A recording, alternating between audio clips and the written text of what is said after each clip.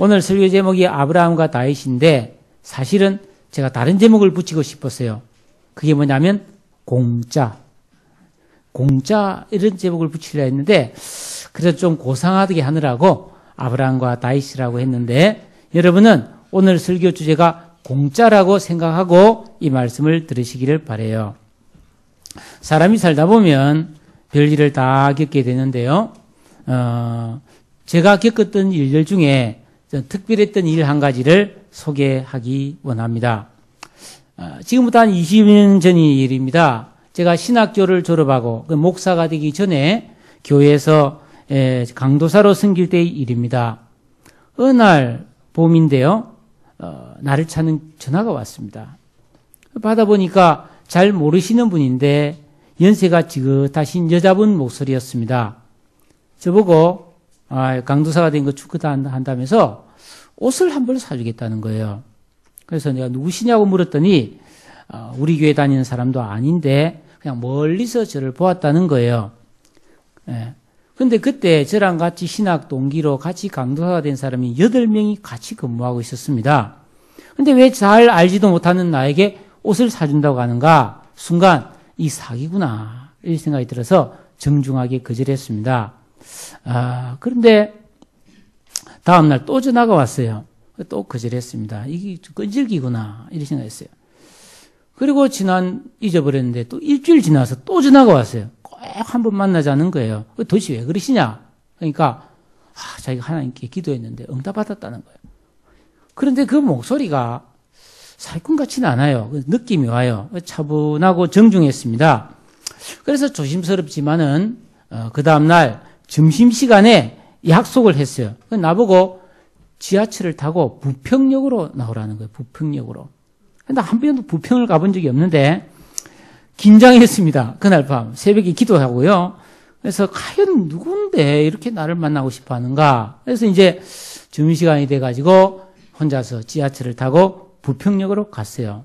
그래서 이 어떻게 만나야 되지? 얼굴도 모르니까 그 사람이 나를 알아줘야만이 내가 만날 수 있는데 그래서 부평역 광장에 나와서 이렇게 두리번 나왔는데 저기 벤치에 앉아있던 한 모녀가 한 60대와 20대 후반에 아주 좀 멋쟁이 아가씨하고 같이 저한테 오더니 최중근 강사냐고 그래서 그랬다 했더니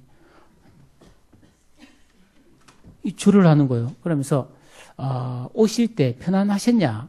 그래서 오늘 뭐 평일이고 그래서 지하철도 한가해서 제가 앉아서 편안히 왔습니다. 그러니까 두 모녀가 너무 기뻐하면서 제가 출발할 시간쯤에 이 자리 벤치에 나와서 제가 무사히 안전하게 편안히 오도록 기도하고 있었다는 거예요. 그 한 3, 40분 되는데 그 순간 제가 무슨 생각이냐면 수상하다. 이단들이다. 이 100년 먹은 여우들이다. 이거 지나친 친절이잖아요. 이거 세상에 내가 누구라고 있잖아요. 출발할 시간에 맞춰서 여기에 나와서 기도하고 있었다는 거예요. 그래서 내가 절대로 내가 안 속고 안 넘어가야지. 여러분 정신 바짝 차려야 되겠다. 이렇게 다 했는데 이제 저보고 이리로 가자고 해서 따라갔어요. 줄래 따라가는데 그 부평역 가까이에 롯데백화점이 있더라고요.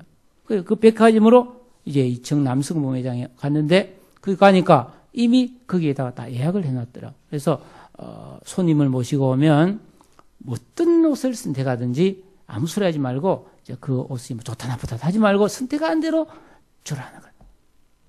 그래 그때 사실 저는 단벌 신사였거든요. 예.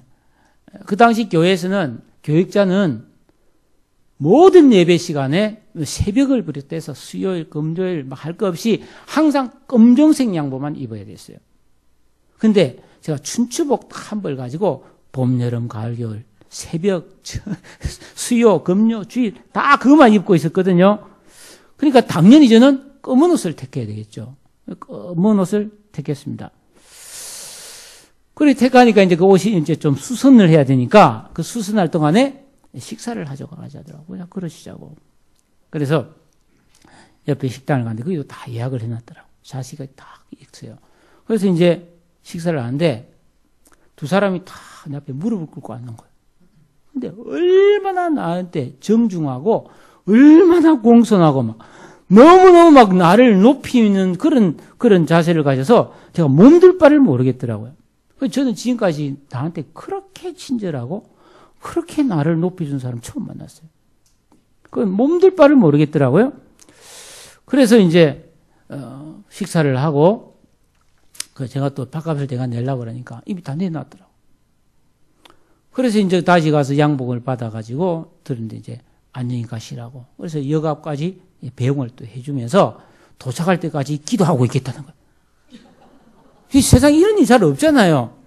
그래서 그러시냐고 하면서 혼자서 막 웃음도 나오고 말이죠. 이 도책이 뭐냐, 내가 홀렸냐, 뭐 이런 생각을 하면서 와서 그 옷을 잘 입었어요. 그리고 한 며칠은 그 사람을 기억했는데 뭐 한 일주일, 이주일 지나고 또 잊어버리고 그냥 옷을 입고 있었어요. 그래서 시간이 많이 지났는데 그해 가을에 찬바람이 잘 불 무렵에 또 전화가 온 거예요. 옷을 한 벌 더 사야 되지 않겠습니까? 그래서 이거 저는 원래 한 벌 갖고 사계절 다 입으니까 괜찮다고 했더니 나오라는 거예요. 전에 한번 경험이 있으니까 부담 없이 또 나갔습니다. 또 똑같아. 거기서 기도하고 있는 거 제가. 똑같이 또 그 옷을 사고 똑같이 점심을 먹고 똑같이 그래서 똑같이 배웅을 받고 왔어요. 놀라지 마세요. 3년간 그 후로 매일 봄 가을로 똑같은. 근데 변함이 없어요. 하나도 안 변해요. 항상 공손하고 항상 정중하고 너무너무. 그래서 제가 무슨 생각을 했냐면 내가 뭐라고 이렇게 사람 대접해 주지? 와, 진짜 감동이다. 이런 이제 생각을 했습니다. 그리고 또 이제 겨울에 다 되는데 또 불러서 옷을 사라는 거예요. 근데 이미 제 옷장에는 철철이 옷이 너무 많은 거예요, 이제는. 검정색도 있고, 뭐, 곤색도 있고, 회색도 있고, 계속 사주니까. 그래서 제가 만났을 때 그랬습니다. 제가 너무 옷이 많습니다. 더 이상 옷이 필요 없습니다. 도대체 왜 이렇게 사주는지 궁금합니다. 그랬더니 그 모녀는, 해마다 지금까지 오랫동안 어떤 교육자 한 명을 선택해가지고 그걸 옷을 사드리는 것을 서원을 했다는 거예요. 자기들이 할 수 있는 데까지 그걸 하려고 하는데 제가 당첨됐는데 저한테는 자꾸 사주고 싶더라는 거예요. 네. 그래서 제가 3년을 그랬는데 더 이상은 옷이 필요 없다고 그랬더니 그러냐고 하면서 그 해는 양복이 아니고 그 사람 꼭 양복만 사라고 그러더라고. 근데 양복이 아니고 겨울 외투를 하나 싹 사줬어요. 그래서 너무 고급스러운 외투를 사와서 잘 입었는데 그 뒤로는 연락이 없어요. 그런데 10년이 지나고 제가 그 교회를 10년 근무하고 이 교회 와서 개척을 했잖아요. 전화가 왔어요. 내가 5월달에 개척했는데 6월달에 전화가 왔어요. 개척하셨다면서요. 그래서 그렇다 했더니 옷을 사드리겠습니다. 그때는 옷이 문제가 아니고 10년 만에 잊지 않고 또 나를 전화했다는 게, 그리고 개척한 걸 어떻게 알았는지. 그래서 또 부평역을 갔는데 똑같이 또 앉아있는데 연세가 많이 들었더라고요. 10년이 지났으니까 70이 넘었잖아요. 그 따님도 이제 30대 후반이 됐는데 결혼도 안 했더라고요. 그래서 또 옷을 사주더라고요. 그 옷은 지금도 보관하고 있습니다. 가끔 있습니다. 예. 그래서 그날은 제가 너무 죄송하고 감사하고 그래서 오늘은 꼭 제가 식사를 대접하겠습니다 하고 제가 식사 도중에 나서 내가 밥을 사버렸어요. 왜냐하면 또 밥을 넣는다는 게 너무 미안해가지고 말이죠. 내 딴한 대접한다고 했는데 그 뒤로는 연락이 없어요. 없는데 그때 식사 중에 알고 보니까 인천에 가까운 모교회, 그 교회 이름도 제가 압니다. 그러면서 자기 집이 인천시청 옆에 있는데 오실 길이 있으면 이제 목사님도 되셨으니까 자기 집에 와서 꼭 기도 한번 해달라고 그런 부탁을 받았습니다. 근데 지금까지 가지 않았어요. 제가 가끔 외롭고 슬프고 힘들 때가 있어요. 그러면 그때 그 모녀를 생각해요. 그러면 눈물이 납니다. 왜냐하면 너무 과분한 그런 대접을 받았잖아요. 저는 단지 옷을 받은 게 아니었어요. 그분들은 제가 첫 사역자로 이제 목사가 되려고 할 때 자존감, 내가 얼마나 귀한 직분을 맡았는가. 하나님이 얼마나 나를 사랑하는가. 그리고 사람이 사람을 배려하고 대접하고 섬긴다는 것이 얼마나 대단한 건가를 절절하게 저는 경험했습니다. 제가 생각할 때는 그분들이 천사들이 아닌가. 처음에는 백이온 줄 알았는데 천사들이었어요. 지금도 가서 만나고 싶은 생각이 들어요. 왜냐하면 너무 좋은 분들이니까. 예. 그러나 하나님 만나게 해주시면 만나야 되겠다 생각을 하고 그냥 가슴에 담고 살아갑니다. 언젠가는 만나겠죠? 이 땅이 아니면 천국에서라도 만나겠죠? 그때 제가 그분을 만나면 저는 큰절을 하고 싶어요. 너무 큰 위로를 받았거든요. 자, 여러분 3년 연속 1년에 2번이나 공짜로 좋은 양복과 또 식사를 대접받고 또 나를 위해서 그렇게 기도해줘. 아니 전철 타고 오는데 기도하고 갈 때까지 도착할 때까지 자기 집에 안 가고 거기서 기도하겠다는 거죠. 근데 실제로 그래 했을 것 같아요. 그랬으니까 평소에는 얼마나 더 나를 위해서 기도했겠습니까? 이야 얼마나 참 내가 이거 받으면서 너무 과분하고 살이 떨렸어요 처음에. 예. 여러분 참 염치 없죠 저도? 어떻게 3년 계속 받을 수 있어요? 그런데 여러분 성경에 보면 나보다 더 심한 사람이 나와요. 그게 아브라함과 다윗입니다. 네? 나보다 훨씬 더 대단한 대접을 받았어요. 그것도 사람이 아니라 하나님께. 사람에게도 대접을 받았죠. 어마어마한 복을 평생 받았고요. 영원히 받은 사람들이에요. 이 사람들은. 그것도 공짜로. 네? 여러분 아브라함은 믿음의 조상이고 다윗은 위대한 왕입니다. 지금까지 수천 년 동안 전 세계 만민의 존경을 받는 이 두 사람이 도대체 뭘 해서 그렇게 엄청난 명예와 복을 받았습니까? 공짜로 받았어요. 그게 성경의 주제입니다. 여러분 오늘 1절에서 5절까지는 아브라함, 6절에서 8절까지는 다윗이 나오는데요. 여러분 유대인들은 물론이고 성경을 좀 읽었다 하는 사람이라면 누구나 이 아브라함과 다윗을 모르는 사람이 없습니다. 바울 사도는 누구나 아는 이 아브라함과 다윗의 예를 들면서 이 두 사람은 공짜로 이런 복을 받았으니까 하나님이 우리에게 공짜로 값없이 구원을 주시는 것이 뭔가를 가르쳐 주는 거예요. 그 예를 들어가지고. 여러분 우리가 지금까지 살펴본 로마서 3장에 보면은 모든 사람이 죄인이라고 그랬어요. 양심주의자도 도덕주의자들도 나름대로 괜찮게 산다고 하는 사람들도 다 죄인이어서 하나님께 복을 받을 수 없다고 했습니다. 오히려 멸망받을기에 합당한 죄인이라고 그랬습니다. 그런데 예수 그리스도가 이 땅에 오셔서 우리 죄를 대신해서 십자가에 달려 죽으심으로 말미암아 아무 값없이 그냥 우리를 의인이라고 높여주시고 그 사람에게 영원히 복을 허락해 주셨다고 하는 것을 가르쳐주고 있는 것이죠. 그런데 여러분 아무리 좋은 말도 사람이 지어낸 이야기나 그냥 인간의 생각뿐이라면 그거는 믿을 게 못되고 진리가 아닙니다. 그죠? 그런데 바울 사도가 오늘 3절에서 뭐라고 말합니까? 성경이 무엇을 말하느냐? 이게 성경의 진리가 그렇다는 겁니다. 실제로 그렇거든요. 구원은 하나님 주시는 복은 공짜라는 거예요. 내가 뭘 잘해야 받는 게 아니라는 것입니다. 오직 믿음으로만 받는 거라는 것을 가르쳐주고 있어요. 그때까지도 유대인들은 어떻게든 자기가 공로를 세워서 좀 잘해서 하나님 앞에 잘 보여서 복을 받아야겠다 이런 생각을 하고 있는 사람들에게 공짜라고 자꾸 말하는 거예요. 믿을 수 없죠. 여러분 우리가 다 그렇거든요. 다 공로 중독증이 걸려 있습니다.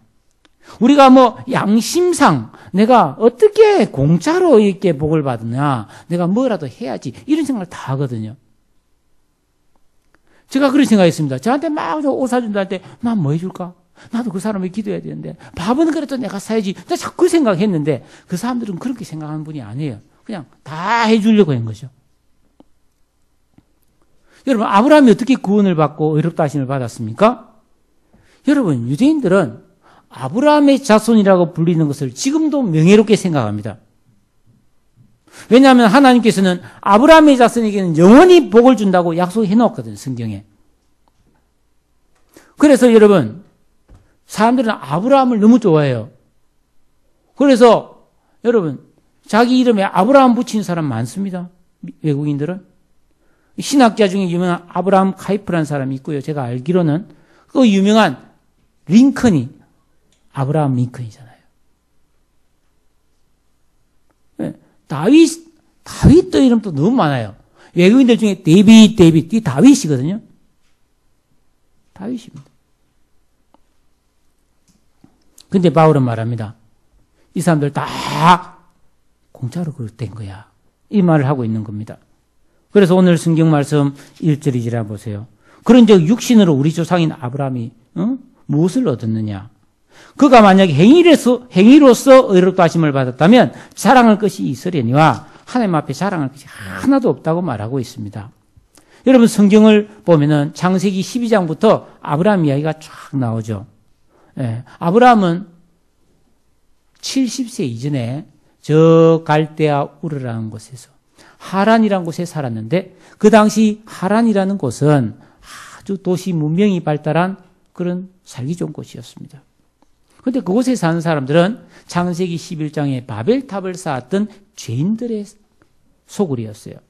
아브라함의 아버지는 그곳에서 우상을 만들어 팔았고 아브라함은 일찍 결혼을 했지만은 70이 될 때까지 자식이 없이 아주 암담한 그런 삶을 살고 있었습니다. 그런데 하나님께서 뜬금없이 아브라함을 찾아옵니다. 아브라함이 뭐 하나님을 믿은 것도 아니고 찾은 것도 아니에요. 그런데 어느 날 하나님이 찾아오셔가지고 아브라함아, 너는 이 고향과 친척과 아버지 집을 떠나서 내가 가라고 하는 그 땅으로 떠나라. 떠나면 너에게 내가 많은 자손을 주고 너의 이름을 아주 영화롭게 아주 영광스럽게 내가 만들어주마. 그랬어요. 아브라함은 제 생각에 뭐 거기 있어봤자 별 수가 없으니까. 또 여러분 누가 나한테 나타나가지고 이 월곶을 떠나서 내가 지시할 땅으로 가면은 너에게 엄청난 복을 주고 너를 세계적으로 유명한 인물로 만들어주겠다 하면 나 떠날 것 같은데요. 여러분 안 떠나겠습니까? 예. 아브라함은 그 도시 문명을 떠나서 하나님이 지시하신 그 가나안 땅, 황무지고 깡촌으로 떠납니다. 시골로 떠납니다. 자, 여러분, 그런데 그때부터 아브라함은 한 30년 동안 온갖 우여곡절을 겪으면서 파란만장한 인생을 살게 됩니다. 편안한 삶이 아니었어요. 여러분, 그런데 거기에서 있으면 그냥 고향에 살았으면 먹고 사는 건 지장이 없어요. 그런데 떠나자마자 가뭄, 기근을 만납니다. 아브라함이 먹을 게 없어요. 그래서 수소문 하다 보니까 고향으로 가면 안 되니까 저 애굽에 양식이 좀 넉넉하다니까 거기에 양식을 구하러 갔습니다. 그 갔다가 우리가 잘 알듯이 자기 아내가 너무 예뻐가지고 아내를 뺏겨버립니다. 예. 전쟁에 휘말리기도 하고 자식이 오랫동안 태어나지 않아서 불안불안한 세월을 보냅니다. 인간적인 방법을 찾아서 아내의 말대로 첩을 얻어가지고 이스마엘을 낳았다가 이혼 위기까지 갔습니다. 가정이 큰 불화를 겪습니다. 예. 그리고 조카 롯이 살던 소돔 땅이 멸망하는 끔찍한 것도 보았고요. 원치 않은 전쟁에 휘말리기도 했습니다. 또 아비멜렉이라고 아주 산도둑 같은 놈들에게 두 번째로 또 아내를 빼앗깁니다. 예. 그런데 이 와중에서 아브라함은 어떻게 합니까? 자기 아내를 빼앗아가려는 사람들 앞에 순순히 내줍니다. 나를 죽이기 전까지는 우리 아내를 데려갈 수 없다. 덤벼라. 이렇게 해야 되잖아요. 그런데 우리 누이니까 데려가라고 그렇게 말해요. 그리고 그 대가로 말이죠. 많은 재물과 왜냐하면 데리고 갔으니까 그 옛날에 신부 지참금이라는 게 있잖아요. 그래가지고 많은 양과 재물을 받아요. 아브라함 그래서 부자 됐습니다. 자꾸 나이가 들어가자 하나님이 아들 준다는 것을 믿지 못해서 양자를 세워서 자기 상속자로 삼으려고 고민한 적도 있습니다. 아브라함이 이렇게 비겁하기도 하고 실수하기도 하고 하나님을 못 믿고 의심도 했어요. 별로 잘한 게 없죠. 근데 딱 잘한 거 한 가지 있습니다. 그게 뭐냐 하면은 아브라함이 아들 낳기 틀렸다. 하나님이 아무리 준다 했지만 우리 마누라 폐경이고 나도 이제 100살인데 이제 내일 모레 100살인데 내가 무슨 아들을 낳겠나 하고 이렇게 의심하고 포기하려고 할 때마다 하나님이 말씀을 줍니다. 아브라함아, 너는 아들을 낳을 거야. 걱정하지 마. 내가 너에게 아들을 줄 테. 네가 다 하늘의 별과 같이 바다의 모래와 같이 많은 자손을 얻을 거야. 그러면 아브라함은 지금까지 안 믿고 의심하다가도 그래 믿어야지. 그래 믿어야지 하고 항상 하나님을 다시 믿기로 결심했다는 겁니다. 우리도 마찬가지 아닙니까? 우리가 교회 와서 예배드리고 은혜 받고 그러면 그래 믿음으로 살아야지 은혜 받고 살아야지 하다가도 살다 보면은 잊어버리고 그냥 마음대로 살잖아요. 그러다가 또 주일날 오면은 그래 믿음으로 살아야지. 그래 하나님 말씀이 맞아. 우리하고 비슷한 거예요. 아브라함도.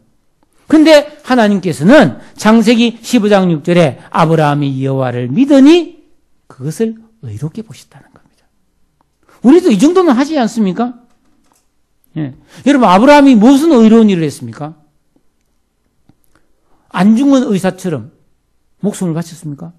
유관순 열사처럼 목숨을 바쳤습니까? 이순신 장군처럼 대단한 공을 세웠습니까? 물론 그 독자 이삭을 바치는 건 있었습니다. 그런데 여러분 심청이보다 못해요. 심청이는 뭐예요? 자기 몸을 아버지를 위해서 직접 뛰어들었습니다. 심청이가 더 대단한 거죠. 그리고 고대 사회는 여러분 아들을 제사 제물로 바치는 일이 많았습니다. 성경이 나오잖아요. 몰렉 제사 같은 경우는. 그리고 우리도 전설 따라 삼천리 그렇게 보면 어때요? 이무기가 지상에서 나타나서 뭐 딸을 바치고 자식을 바쳐서 이무기를 달래고 그런 많이 나오죠, 그죠? 그러니까 독자의 삭을 바치 이게 대단한 것 같지만은 그런 일을 하는 사람도 많이 있어요. 그 정도 가지고 아브라함이 믿음의 조상이 되고 복의 근원이 되고 말이죠. 그렇게 추앙받을 정도는 아니라는 겁니다. 바울 말로는. 그보다 더 위대한 애국자, 그보다 더 위대한 헌신자 얼마나 많습니까, 여러분? 근데 하나님께서 이 아브라함을 믿음의 조상으로, 복의 통로로, 영원히 영광스러운 이름으로 하나님께서 세워주셨다는 것입니다. 이 아브라함이 하나님을 먼저 믿은 게 아닙니다. 하나님이 전혀 하나님을 알지도 못하는 아브라함에게 찾아가셔서 믿게 만들어주셨어요. 온갖 좋은 약속 다 해주면서. 바울은 이 사실을 발견해가지고 오늘 4절 5절에서 뭐라고 말합니까? 일하는 자에게는 그 싹이 은혜가 아니다. 여러분 우리가 일터에 나가서 일하고 거기서 보수받는 것을 감동이다. 사장님 은혜입니다. 그렇게 안 하잖아요. 일하고 정당하게 보수를 받았으니까. 근데 일을 한 개도 안 했는데 어느 날 갑자기 저 삼성에서 최영근 목사님 오세요. 그냥 제가 월급 줄 테니까 월급 받으세요. 월급 주면 그건 은혜죠. 여러분 삼성이나 현대나 LG에서 갑자기 여러분 오라 해가지고 월급 받아가라면 그거 이상한 거 아닙니까? 일한 것이 없는데 월급 주면 그건 은혜인데 일하고 월급 받는 것은 은혜가 아니라는 거죠. 오늘 이 성경에 뭐 때문에 이 말을 하냐면 일을 안 할지라도 그러니까 멋있는 일, 의로운 일, 대단한 일을 안 했는데 당신 참 어렵소 하고 인정해 주면 이거 뭐야 이 꿈이냐 생시냐 이거 사기 아니야 이런 생각이 들겠죠. 근데 하나님께서 아브라함을 그랬다는 거예요. 아무것도 대단한 일을 한 것도 아닌데 아브라함은 어렵다. 아브라함은 믿음의 조상이다. 아브라함은 내가 영원히 복을 주고 그 자손들이 복을 받게 해주겠다. 이렇게 약속했다고 하는 것입니다. 사랑하는 여러분, 여기서 놀라운 말씀이 나옵니다. 5절 앞에 있는 말을 저를 한번 따라해 주십시오. 이를 아니할지라도 경건하지 아니한 자를 의롭다 하신 하나님. 이걸 여러분 잊지 마세요. 내가 별일을 안 했는데도 의롭다 너는 영원히 내가 복을 주마 이렇게 하시는 하나님이라는 거예요. 여러분 이걸 잊지 마세요. 이게 복음이에요. 너 죄 지으면 안 돼. 깨끗이 살면 내가 어렵다 해줄게. 이거는 당연한 거라는 겁니다. 우리가 그리스도인으로 이 세상을 살아가면서 종종 부끄럽고 죄책감에 괴로움을 느낄 때가 있지요.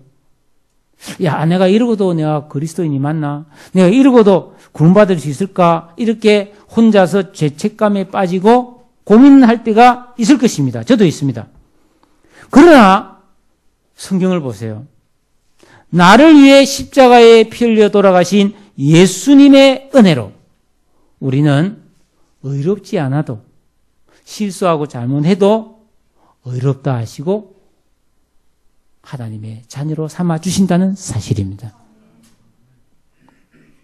그런데 어떤 사람이 아이고 그래도 그렇지 염치가 있어야지 어떻게 구원을 천국을 별로 잘한 일도 없이 그냥 죄인인데 갈 수가 있냐고요.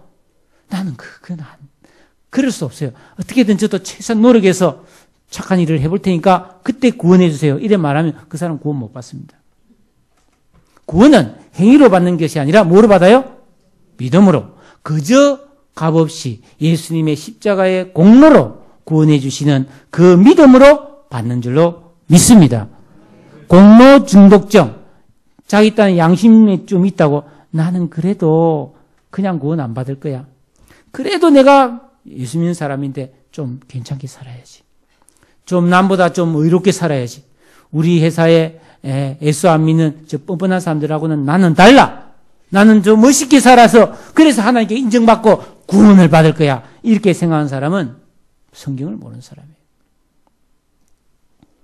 의미 있는 일을 해서 가치 있는 일을 해서 의롭게 되려는 사람은 영원히 의롭게 되지 못합니다. 오직 예수를 믿는 믿음으로 값없는 구원을 주시는 하나님을 믿고 하나님을 사랑할 때 여러분 의롭게 되고 구원받고 하나님께 복을 받는 줄을 믿습니다. 천국 갈 때까지 이 말씀을 잊지 마세요. 이를 아니할지라도 경건하지 아니한 자를 의롭다 하시는 하나님. 그럼 다윗은 뭔가요? 여러분 다윗은 우리가 알듯이 시골 베들레헴에 아주 아들이 8명이나 되는 집의 막내였습니다. 어릴 때부터 양 몇 마리 데리고 들판에서 양을 치는 목동이었습니다. 그런데 이 다윗은 어릴 때부터 믿음이 있었어요. 하나님을 사랑하고 시를 잘 쓰고 양을 기가 막히게 잘 돌보았습니다. 우리가 잘 알듯이 아버지의 명령에 따라서 군대 간 형 면회 갔다가 골리앗이 막 하나님 욕하니까 어린 다윗이 막 화가 나가지고 뭐 저런 게 다 있어. 그러면서 나가서 골리앗 너는 칼 들고 창 들고 나오지만 나는 네가 욕하는 만군의 여호와 하나님의 이름으로 나간다 이러면서 막 돌멩이 던져가지고 그 골리앗 박을 깨버렸잖아요. 그 골리앗 박이 터져 죽어버렸죠. 그 졸지에 다윗이 장군이 돼요. 장군이. 왜냐? 이스라엘의 모든 군대 왕도 상대를 못하던 사람을 어린 다윗이 이겨버렸으니까 솔직히 이스라엘 영웅이 돼버렸어요. 그런데 사울왕에게 질투를 받아가지고 정치범으로 고생을 좀 했지만 사울이 죽은 뒤에 이스라엘의 왕이 됩니다. 여러분 들판에 양을 치던 목동이 왕 됐습니다. 근데 보통 왕이 아니에요. 다윗은 모든 전쟁을 했다면 무조건 이깁니다. 왜? 하나님 다 이기게 해주셨어요. 그래서 다윗이 왕이 되자 주위에 있는 모든 나라에서 다 조공을 바쳤어요. 그래서 백성들도 존경하고 이웃도 존경하고 다윗은 하나님도 잘 섬기어서 너무너무 부강한 나라를 만들었어요. 여기까진 좋았어요. 근데 어느 날 다윗이 한가하게 늦잠을 자고 말이죠. 왕궁 지붕에서 왔다 갔다 산책을 하다가 그냥 목욕하는 여자를 봐간죠. 성경에 나오는 이야기지 않습니까? 저기 누군가 하다가 시켜서 알아보니까 자기 부하 장군이 우리야 장군의 아내인데 우리야 장군은 전쟁에 나가 있어요. 저 전방에 가 있는 거예요. 이 다윗이 다 알아서 이게 자기 부하 부인이란 걸 아는데 왕궁으로 데려옵니다. 데려와서 그냥 간음을 해버려요. 그런데 이 우리아 장군의 부인 이름이 밧세바잖아요. 밧세바가 임신을 했어요. 다윗이 아이 큰일 났다. 이 들통나면 이게 우리아 장군이 칼 들고 뛰어올 텐데 이거 어떡하지? 우리아 장군에게 특별 휴가를 주어라. 그래가지고 그 임신한 것을 숨기려고 했는데 우리아 장군이 충성. 저는 갑자기 휴가를 받았지만은 우리 부하들이 저 고생하고 있는데 나 혼자 집에 갈 수가 없습니다. 난 집에 안 가고 군부대 막상에서 지내겠습니다. 자꾸 그러는 거예요. 고집을 피우는 거예요. 그래서 다윗이 야 이거는 봐라. 이거 나는 큰일 나겠네. 그래서 편지를 써보냅니다. 우리아 장군 손에 총사령관 요압 장군에게 우리아가 가거든 제일 위험한 전쟁터 제일 앞에 나가 보내가지고 적에게 맞아 죽게 만들어라. 아 세상에 다윗이 말이죠. 그래서 요압 장군이 왕이 명령하니까 우리아 장군이 가자마자 죽어버려요. 그러자 다윗이 성공! 그 바세바를 데려와서 자기 아내가 여러 명 있는데 아내를 삼아버려요. 세상에 이렇게 못된 인간이 어디 있습니까? 여러분 생각해 보세요. 대통령이 장관이 말이죠. 자기 부하의 아내를 빼앗고 그 부하를 죽게 만들었다. 살인교사. 그럼 그 사람 왕자학이 있습니까? 지금 만약에 그런 일을 대통령이 했다면 당 탄핵감이에요. 탄핵감이에요. 그리고 감옥에 가야 됩니다. 온 사람이 다 손가락질하고 죽이려이라고 좀 그럴 거 아닙니까? 다윗은 이걸 숨겼어요. 꼭꼭 숨겼어요. 하나님이 도저히 기심해서 못 봐줍니다. 그래서 선지자 나단을 보내가지고 부자가 있어요. 양이 막 몇백 마리 있는 부자가 있는데 손님이 하니까 그 부자가 자기 양이 아까워서 옆집에 딱 양 한 마리 있는 집 양을 빼앗아가지고 손님한테 잡아 잔치했다. 그 부자 어찌해야 되겠니? 그러니까 다윗이 죽여버려야 됩니다. 이랬더니 그게 바로 너다. 너는 임금이고 부인도 많고 다 있는데 우리의 딱 한 명분인 그 사랑하는 아내를 왜 빼앗았고 왜 죽이냐? 다윗이 그 자리에서 팍 꼬꾸라져가지고 제가 잘못했습니다. 사실 저는 지금까지 죄를 내가 실토를 못하고 내 속에 죄가 있으므로 내가 죄책감 때문에 그 시편 32편에 보면 뼈가 쇠하고 내 진액이 여름에 가뭄처럼 바짝바짝 말라버리는 사는 게 아니었습니다. 제 죽을 죄를 지었습니다. 주여 용서해 주세요 하고 간절히 회개를 했어요. 시편 51편에 보면 막 눈물이 막 베개와 이불을 적셔가지고 둥둥둥둥 막 떠다닐 정도로 울었다고 그래 있어요. 하나님께서 용서해 줍니다. 다윗을 용서해 주고 그래. 야 용서해 주마. 너는 의인이다. 하나님께 그래 말해 주세요. 아니 용서는 해줄 수 있지만 어떻게 의인이 됩니까 다윗이? 다윗이 너무 감동해가지고 예? 저를 의롭다고 해주신다고요? 와 너무 충격을 받아가지고 다윗이 그 7절에 이렇게 말했어요. 7절 8절을 같이 한번 읽어봅시다. 7절 8절 우리 중요하니까 시작.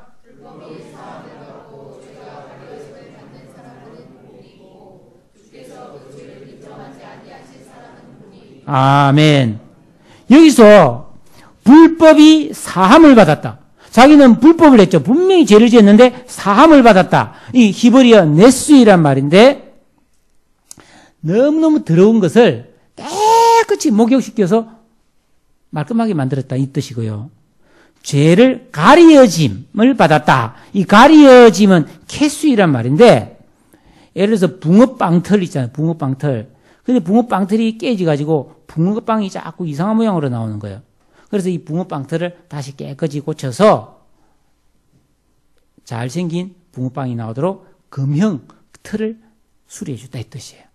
그러니까 이 다윗이 죄를 짓고 이상한 짓을 자꾸 하니까 다윗을 깨끗이 해가지고 다윗이 정상적으로 살아가도록 해줬다 이 뜻이에요. 그리고 마지막으로 그 죄를 인정하지 아니하셨다 그랬죠. 이 말은 뭐냐면 망가진 붕어빵 틀에서 이 꼬리가 이상하게 생기고 말이죠. 이상한 모양의 붕어빵이 나왔는데 이 붕어빵이 더 좋아. 이 붕어빵이 최고급이야. 이렇게 인정해 줬다는 거예요. 이게 의롭다 하심이에요. 하나님 용서해요. 더러운 거 씻어주고 망가진 거 고쳐주고 망가졌을 때 잘못한 거 괜찮다. 그거 좋다. 그거. 이렇게 해줬다는 거예요. 왜 이런 복을 줍니까? 우리를 위해서요. 누구든지 십자가에 죽으신 예수를 믿으면 내가 아무리 망가졌더라도 내가 무슨 짓을 했더라도 사하시고 가리우시고 인정치 않고 의롭다고 해주시니 이게 바로 칭의고 이게 바로 하나님 자녀 삼아주시는 은혜인 줄로 믿습니다. 하나님은 다윗을 용서해 줬어요. 그래가지고 그 다윗과 바세바가 결혼했는데 그 임신했다 그랬잖아요. 그 애는 죽어요. 출산했는데 낳자마자 죽어요. 그 다윗이 막 하나님 앞에 회개하죠. 근데 두 번째로 임신했어요. 그 아이가 다윗에게는 좋은 아들이 많았는데 다 제껴놓고 그 바세바가 낳은 둘째 아들이 왕이 되죠. 솔로몬입니다. 놀라운 일이죠. 그래서 그 솔로몬은 바세바와 이상한 관계 속에서 태어났는데 예수님의 족보에 들어가잖아요. 이게 의롭다 하심이에요. 높여주심입니다. 그 사진 아까 말한 것 좀 보여주세요. 3월 23일에 희한한 일이 일어났어요.